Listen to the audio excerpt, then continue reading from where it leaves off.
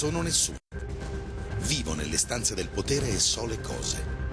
So che la telefonata fra il finto Nichi Vendola della Zanzara e Fabrizio Barca è l'imprevisto che non doveva accadere.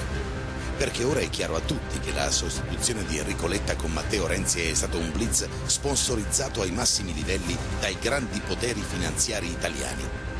Mettete in fila le date e gli elementi. Di chi parla Fabrizio Barca?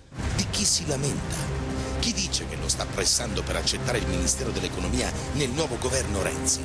Ma sì, proprio lui, il Paron di Repubblica, Carlo De Benedetti.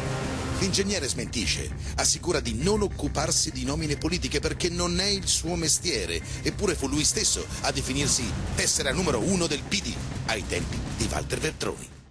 E curiosamente c'era anche lui, insieme con Romano Prodi e Mario Monti, fra i personaggi che hanno rivelato ad Alan Friedman che già nel giugno del 2011, cioè ben prima della crisi dello spread, Giorgio Napolitano aveva contattato Monti per il dopo Berlusconi. Il Corriere di Ferruccio De Bortoli, commensale abituale di De Benedetti, pubblica lo scoop del giornalista americano il 10 febbraio, in contemporanea con il potentissimo Financial Times, che intitola l'articolo sul defenestramento di Berlusconi The Italian Job. Un vero schiaffo per l'immagine di Re Giorgio Napolitano e per la tenuta del suo protetto Enrico Letta, che infatti ha le ore contate. Letta prova a resistere alla spinta di Renzi, ma dopo soli 4 giorni è costretto a dimettersi. Il blitz è compiuto. Ma perché all'improvviso il Corriere delle Banche, Confindustria, i giornaloni di De Benedetti e persino il Financial Times mollano Re Giorgio e il suo pupillo Letta?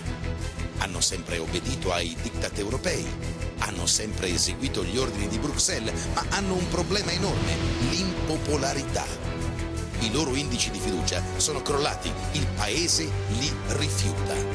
No, non è Letta l'uomo che può portare a termine la parte finale del piano. Adesso l'Europa ha bisogno di un prestigiatore, uno popolare come Matteo Renzi. Solo lui potrà far credere agli italiani che ciò di cui hanno bisogno è una mostruosa patrimoniale da 400 miliardi di euro.